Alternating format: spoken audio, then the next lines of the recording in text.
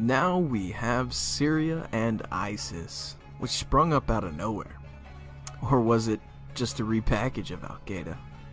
Anyway, we started funding moderate rebels to fight them, which in turn just ended up handing over their gear to ISIS, and in many cases joining them. That's why we saw them riding around in the new Toyota Helixes and US-made guided anti-tank launchers. So again, we have the US essentially funding a group and using a tactic called funneling. This is where they force a proxy army into an area to fight another group.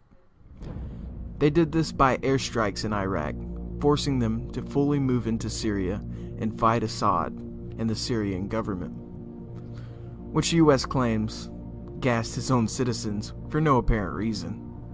Later leaked documents showed it was planned and carried out by hired mercenaries and the US. What the hell, right? Why does the US keep sticking its nose in things? Well, it's all a part of that plan I mentioned earlier. This is a memo that describes how we're going to take out 7 countries in 5 years, starting with Iraq and then Syria, Lebanon, Libya, Somalia, Sudan, and finishing off Iran. This started with Desert Storm, but really kicked off with 9/11. So Syria, now covered in ISIS and moderate rebels, Assad's days were starting to look numbered. So he calls for help. Russia. But wait, Russia won't intervene, right? Because they will not act, just as they didn't act when the Israelis 4 times have taken out targets inside Syria. Syria said that they would react, and they didn't. The United States is the most powerful nation in the world, and we're not going to be intimidated by Russia and China. We are not. So I guarantee you that they will not act. If we launch these strikes against Syria, they will not act.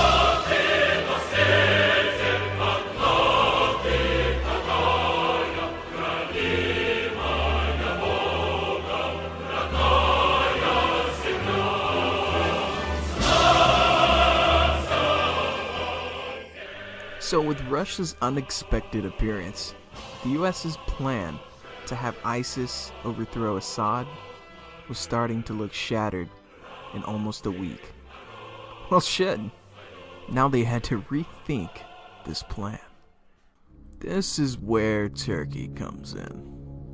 With the US ceding the approval of shooting down Russian jets, with people like Lindsey Graham saying, "I would shoot Putin's planes down."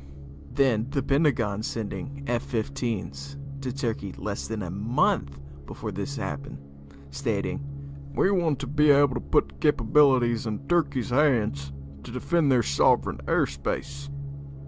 So yet again, we have the US pushing countries to do things they likely wouldn't do otherwise. So the question is, why?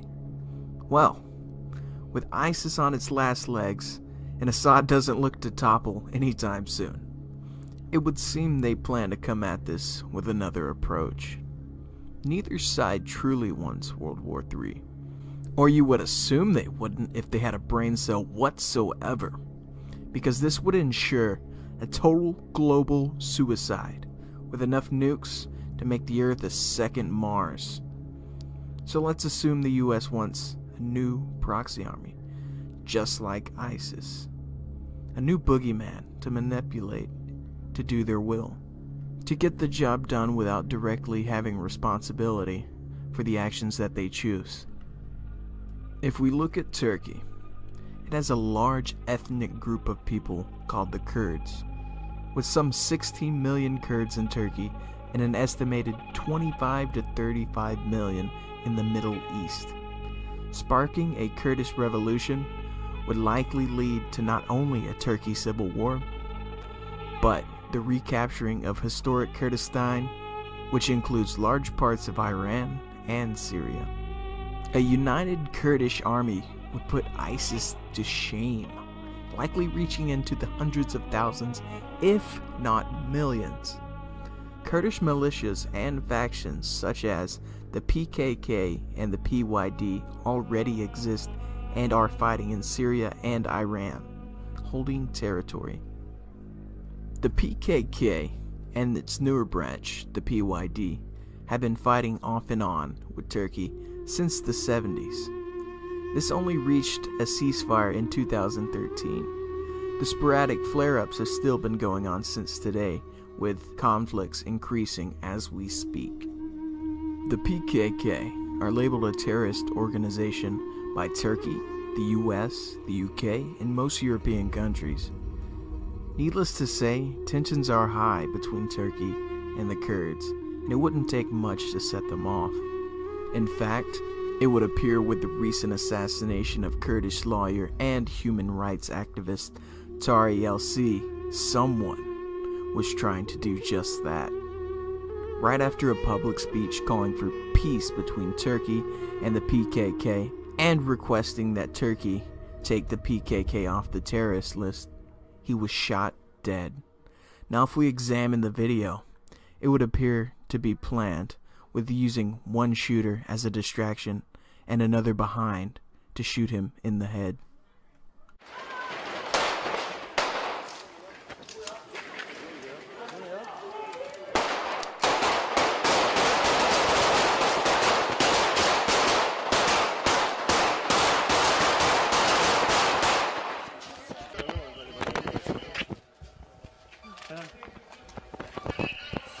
Hemen binanın altında.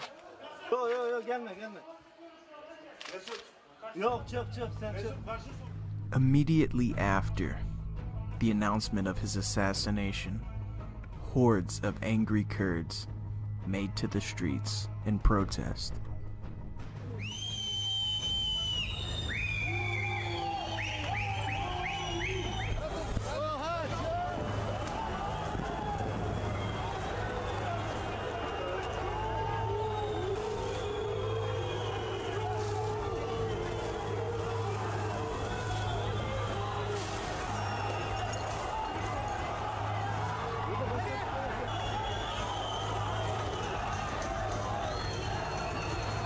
What better way to spark a revolution than to shoot the one calling for peace? The US was quick to act, however, saying, "Our condolences go to his family, that of the policemen killed, and to all of Turkey, a terrible loss."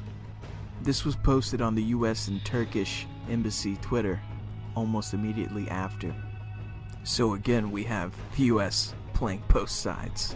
This wouldn't be the During World War I, the Western powers, fighting the Ottoman Empire, which is present-day Turkey, bribed the Kurds with freedom and the right to form Kurdistan, which ultimately led to the defeat of the Ottoman Empire and likely one of the largest deciding factors in the loss of World War I. By the way, the West never held up their promise. So in conclusion, the US enables and urges Turkey to shoot down the Russian jet, knowing this would cause Russian sanctions and a destabilization of the country, making a prime area for a Kurdish revolution. Possibly the biggest threat we have yet to see in the Middle East. These are my theories, based on research and critical thinking. I would advise you to do your own research so we can crack open these new world order agendas. Wake up, everyone. But now we have the GOP debate. Almost every candidate mentioned arming the Kurds. Almost every single one of them did. And guess what? The House panel votes to arm Kurdish forces. They passed a law that gave the permission for the Senate and for the US government to arm the Kurds, as predicted. And on top of this, the US builds an airbase in the Kurdish region of Syria, the Kurdish-controlled region of Syria. They're planning to build a airbase. In fact, they've already started preparations of this. You can check all these articles out. I mean, how much more evidence do you need towards this? And I predicted this in my video, or I wouldn't say predict, but just looking at the evidence in which I'm not saying that what the Kurds are fighting for isn't for the right reasons. I'm saying that the US government does whatever they want to get what they want done. They're going to arm the Kurds. They're going to essentially raise a Kurdish army through the PKK and the YPG and their other established military. I forget the name of it offhand, but they're going to raise his army. They're going to fund them. They're going to do this, and once they take out ISIS and split Iraq into 3 parts, because Kurds make up 1/3 of the country, and then you got Sunnis and Shia, that's going to turn into a major civil war. And possibly the same thing could happen in Iran, which is less likely, and they're already owning the not owning, but holding territory in Syria, in the top portion of Syria. They're not just going to want to up and leave. I mean, and then you have 15 million Kurds in Turkey. That's the whole reason why Turkey is going nuts. That's why they're fighting them. They're sitting there fighting the PKK with an army because they don't want a Kurdish uprising. Because a Kurdish uprising will split the country in 2. Personally, I think the Kurds have their morals in the right place. They support secular government, freedom of religion, freedom of speech, and they promote more of a Western set of ideologies compared to the rest of the Middle East. And throughout history, they've been persecuted almost as much as the Jews or any other ethnic group out there. And they're one of the only countries, in fact, they're the largest body of people that do not have a country, like a physical body to say this is ours. They're just kind of within other countries still as an ethnic group. So when people say they're not going to try and retain some type of land as their own after they're given weapons, they're going to use this opportunity. They're going to use this as their chance.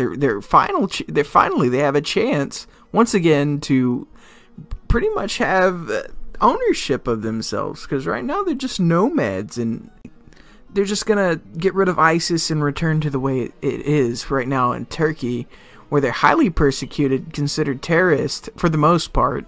I really don't see that as a plausible argument. So in conclusion, the US is funding the Kurds now. They weren't about a month ago, but now they are legally funding the Kurds. And I think we're just going to see this keep ramping up. And over the next few months, you're going to see all over the news, we're funding the Kurds.